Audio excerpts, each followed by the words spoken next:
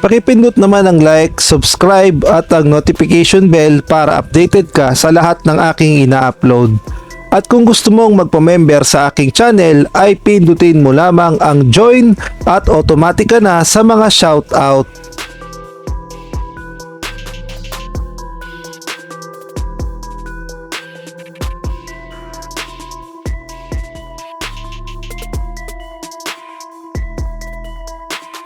Nagsimula na nga ang kampanya ng ating kababayang si Vanessa Sarno. Lalaban nga siya sa 71 kilos women's weightlifting.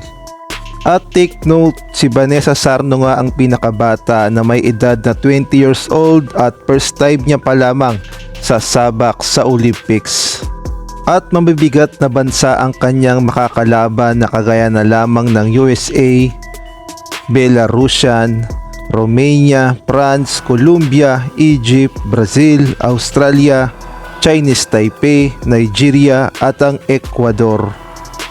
At dito nga ay makikita natin na nagpe-prepare na ang ating kababayan dahil ang kanyang unang bubuhatin ay tumitimbang ng 100 kilos. At pagkatapos nga ng Nigeria ay tinawag na ang ating kababayan at eto na nga, bubuhat na nga siya sa kanyang first attempt sa 100 kilo at ramdam natin ang pressure kay Vanessa Sarno dahil first time niya pa lamang sa Olympics.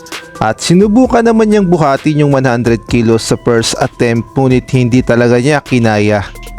Kaya naman kinausap siyang mabuti ng kanyang coach dahil dito nga sa palaro na ito hanggang third attempt lamang at kung hindi mo mabuhat ng 3 beses ay automatic eliminated ka na. Kaya naman minotivate siya ng kanyang coach at susubok siya muli sa second attempt at sa ikalawang pagkakataon ay 100 kilo pa rin ang bubuhatin ni Vanessa Sarno at makikita sa kanyang mukha na sobrang kabado at napipressure na siya.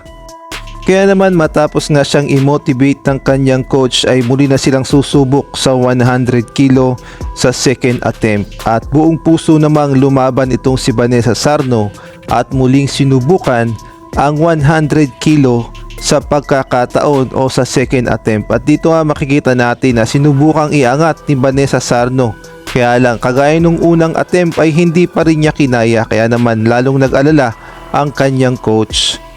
Ang problema kasi kay Vanessa Sarno ay masyado siyang na-pressure at kinabahan dahil first time niya nga lang sumali sa Olympics at ang nagiging problema niya ay hindi niya nga maiangat ang 100 kilo pataas.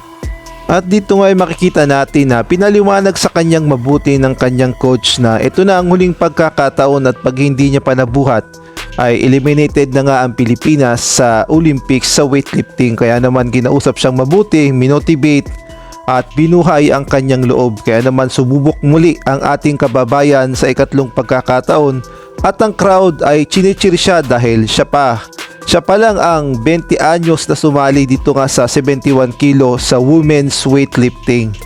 At eto na nga, sinubukan muli ni Vanessa Sarno ang 100 kilograms sa third attempt kaya nga lang ang naging resulta ay naiangat niya kaso hindi talaga kinaya itaas.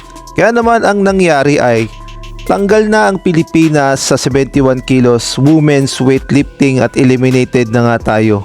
At ang kanyang coach ay proud pa rin naman sa kanya dahil biruin nyo 20 anyos tapos nakapasok sa Paris Olympics. Nakaka-proud pa rin yun at salamat sa iyo Vanessa dahil sinubukan mo at hindi ka sumuko hanggang dulo. Kaya naman proud pa rin sa iyo ang buong Pilipinas sa katapangan na iyong ibinigay. Kaya naman thank you Vanessa Sarno.